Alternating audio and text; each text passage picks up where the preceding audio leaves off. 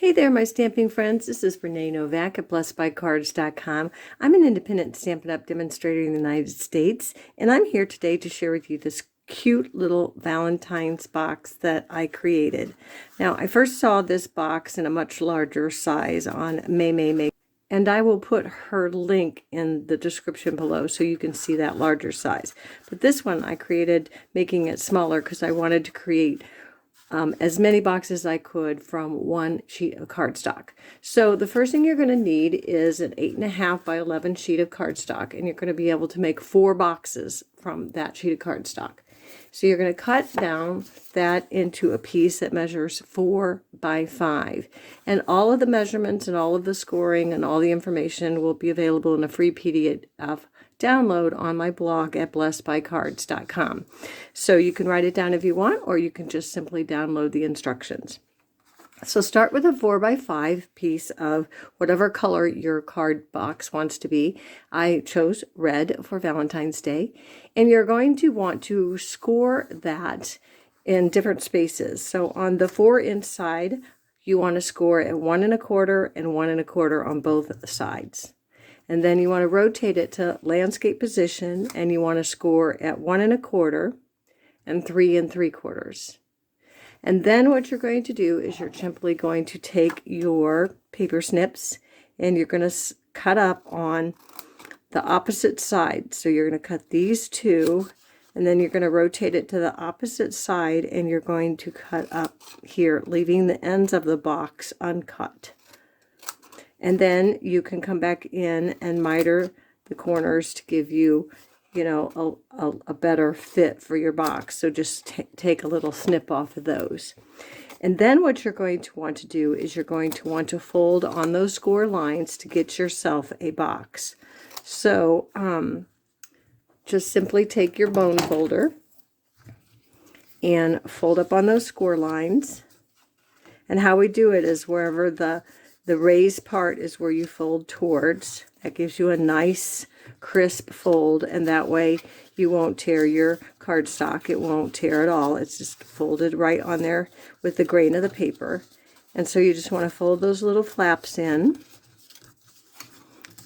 And then you're going to want to put a little bit of glue on each one of those flaps so that they can fold up.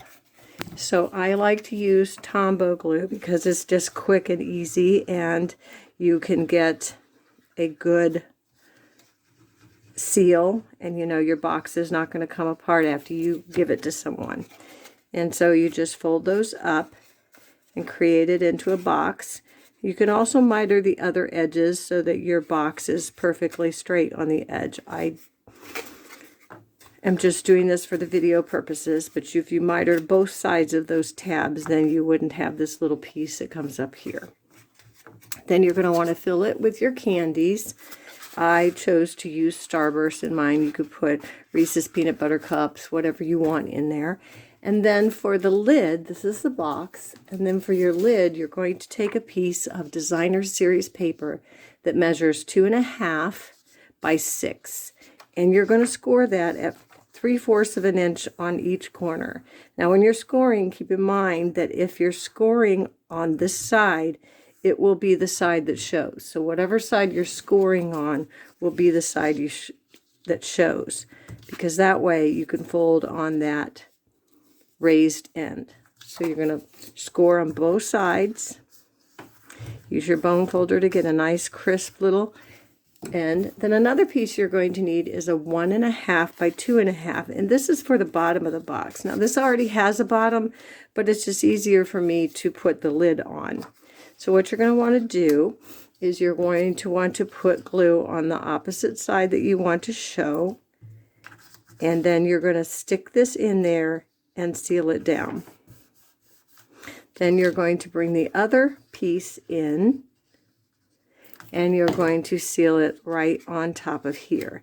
Now we're not creasing it because this is a mailbox type looking box, so we didn't do any more scores to make it look like a box lid, but it's simply going to be a little post office mailbox. So that's how quick and easy you can get that mailbox look and still have a solid base that you can slip your box in two, and it becomes a cute little mailbox. Isn't that sweet?